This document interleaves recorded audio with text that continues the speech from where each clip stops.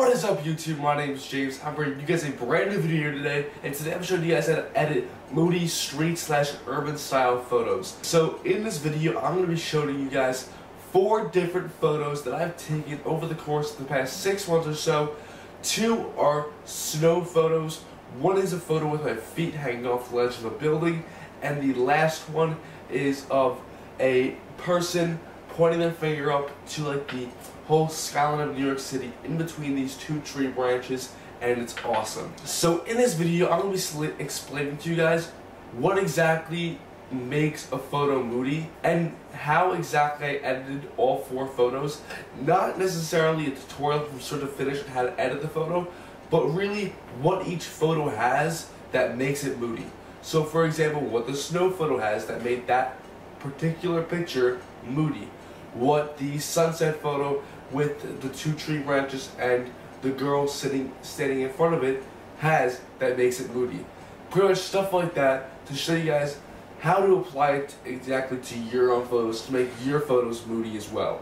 Before I get into the video, I want to let you guys know that there's a link to download all 4 photos in the description below, the raw files, so that you can upload them to Lightroom, follow along, and learn from this video as much as you possibly can. So, without further ado, let's get straight into this video. If you enjoyed the video, please be sure to leave a like, comment, subscribe. And lastly guys, my name is James. I'll see you guys in the next video. Peace. Okay, so here are the 4 photos that I'm going to be showing you guys how to edit in this video. So, I'm not going to be showing you guys like the start to finish edit, but I'm going to be showing you guys the similarities of these edits for these photos. So, what moody street photos, no matter what you do, will always have some kind of similarities. Okay, so now I'm going to be showing you guys the similarities in all these photos so that no matter what really scenario you're taking a photo of in street/urban photography, it will come out moody.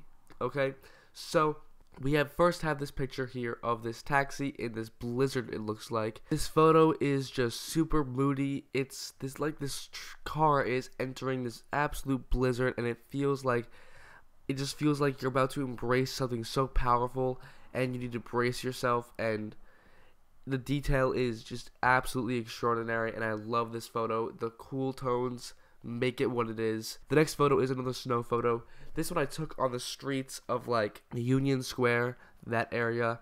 I saw this guy with this black umbrella and this grocery bag, it looks like, and I just loved it. I thought it was awesome. The snow detail came out on his back. Again, super high contrast, some vignetting, super crazy tone curve, actually the exact same one as this photo as well. And so now this photo here is of my feet dangling over this roof overlooking Central Park and Columbus Circle.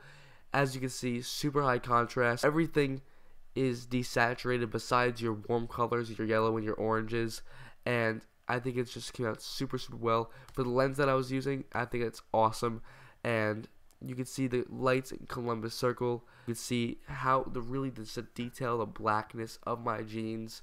The shadows really are kind of even, not too crazy. A strong tone curve once again, some vignetting and all that. And so this last photo here is pretty much the same as the other one, except there's no desaturation of any colors really. But overall, it's a warm yellowish purple photo, and it has some vignetting. The shadows are super dark, the contrast is high. I just thought the spot was super cool with the tree, the Freedom Tower, the leaves on top, the Brooklyn Bridge, the water. Everything about it is just super perfect. The composition, I think, is awesome. I love it. It's one of my favorite photos ever. But anyway, let me go into the actual super big details of all the photos, starting with the snow photo from the beginning. So, with this photo, I brought the temperature super cool to make it like super blue. If I didn't do that, as you can see, it's kind of cool. It's like colorful, but when it's super blue, it's just like, it's super blue, and it's awesome. I think it's just great. Like, you can really see, you can see this faint yellow, and I think it makes it really fucking moody. The highlights are all the way down, so you can see the detail in the snow. The contrast is up, the shadows, whites, blacks, all that's up, so you can catch the detail of the snow. If you look at the highlights right here, if I bring it up, it just gets so bright, it's craziness. But if I bring it back here, it's what it's supposed to be at. The clarity's up, so you can see more detail. The saturation's down a bit to make it a little more moody. The tone curve is completely crazy. I brought all this all the way up, this first point all the way up, to really crush those shadows and just make it like just a super, like, I can't even describe it, like I don't even know, like it's just a crazy fade, crush the shadows, like all that shit. And next I brought all the saturations down for everything that isn't yellow. All these are brought down so you really desaturate it and really make it more moody. I didn't really mess with the highlight to the shadows. I made the shadows a little more red, get a little more not blue in the photo. I added a tad of vignetting, just a tad, just a little bit. Didn't really do much, and that's really it. Next photo right here, let's see right here. So this photo is actually very similar to the past one. When it comes to snow, I actually have a couple of presets that I have. I may release them in the winter coming up when it's really seeing a lot of snow, because I think they're amazing. It's awesome for street photography when the snow is coming down. I think it's really cool. I might release those then, but as for now, they are staying with me. But honestly, you can just copy these settings if you have any snow photos that you want to edit, and they're really just perfect. And again, for these photos here, again, you can see up the contrast, highlights all the way brought down, shadows up, whites up, blacks up, clarity brought up, really get the detail out of there. The tone curve is literally the exact same thing as the last photo. I brought the exposure down because with all these settings, the photo was just too bright, as you can see. But when I brought the exposure down, it was like this. And as you can see, it just made everything super dark, but at the same time bright. The whole background here, all of this background here is bright, but he's dark. This little corner here is dark. This street's a little dark here. This building is dark. But anyway, so the next photo right here, we have me sitting over this ledge here on this rooftop. And with this photo, the only thing different between this photo really is the fact that I brought the highlights up for this one.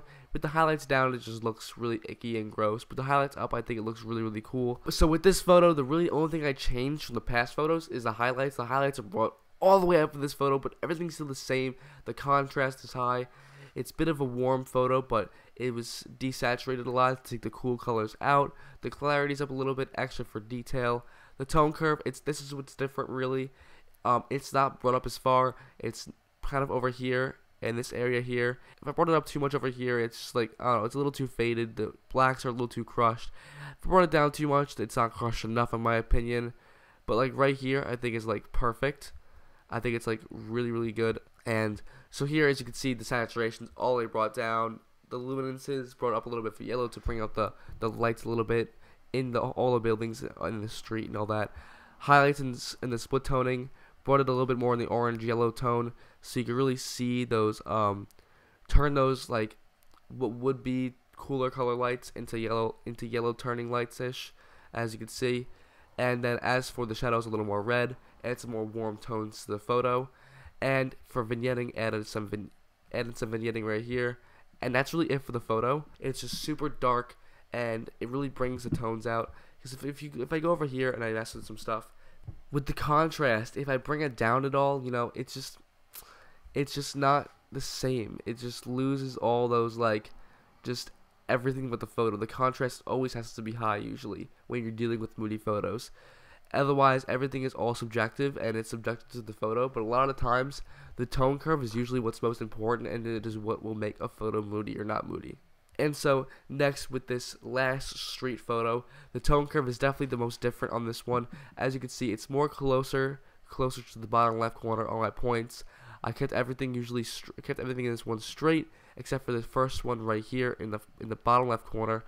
I just brought it up to add that fade and crush a little bit of the shadows. Other than that, this photo is definitely very different from the rest. Highlights are brought down a little bit so the sun isn't too bright in the sky, because if it is, it really does not look good at all, as you can see right there. It almost looks as if it's like a nuke coming down, and she's pointing at the nuke or whatever, a big bomb or whatever, and I don't know how I feel about that. But the exposure is brought a little high to compensate for the darkness brought to you by the tone curve and the lack of brought up by shadows and blacks and whites.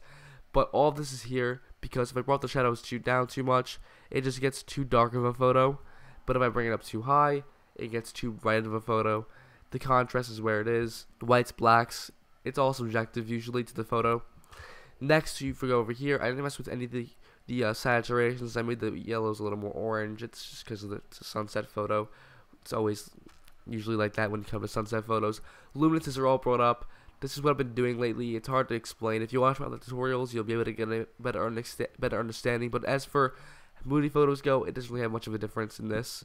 Highlights and shadows are all made warmer to make the photo warmer. When you have a moody photo, one of the main keys is to really make the photo even when it comes to either a cool photo or a warm photo. You don't want cool and warm temperatures colliding with each other. You want either just warm colors or just cool colors. Because if I've made this photo here, if this was more of a cool photo like this, it just loses its moodiness. Obviously, you can't really see her at all, but like as you can see with the purple and all that, it isn't the same. You know, it just isn't the same at all. So put that back to the way it is. Vignetting, no vignetting in this photo. It already has kind of a vignetting almost effect because everything is already so dark in the corners and stuff like that. I didn't want to mess with that at all.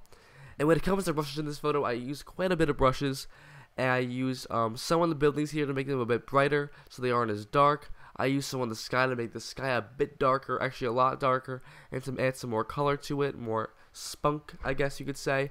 I added some more brushes to her and these trees to make it a bit brighter, to get a little more detail out of it, and I added some brushes on the bottom here to make it a little bit more contrasty and a little more colorful at the bottom here. So as for this photo, it's pretty simple, just trying to get all the tones right. It's just make sure you practice and all that, and it'll be super easy after some time.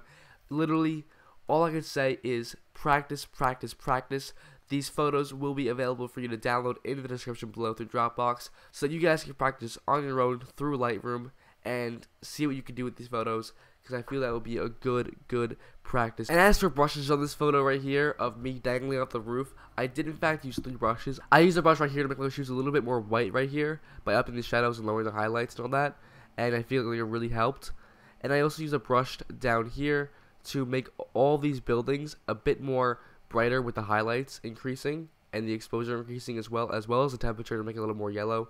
And I use a little brush on my knee right here to make it the skin tone more looking like skin. Because if I reset this brush right here, you can see it doesn't look like skin very much. Anyway guys, that's been the video. I hope you guys enjoyed.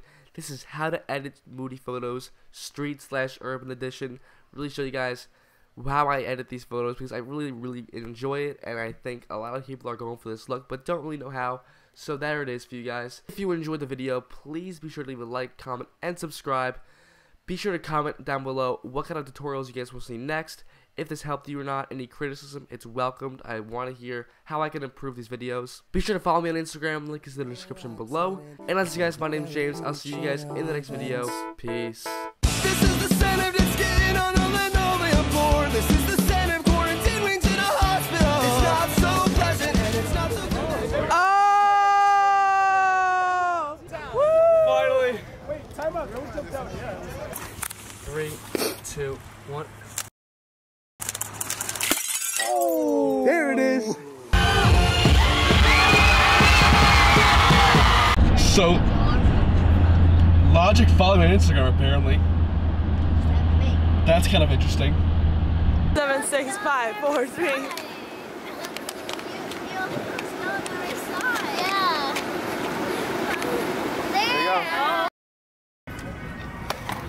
It was at this moment that he knew. He fucked up. Oh, that would have been crazy. Out here catching bangers. I hate myself. Like I do. I actually hate myself. I hate you too. Thanks.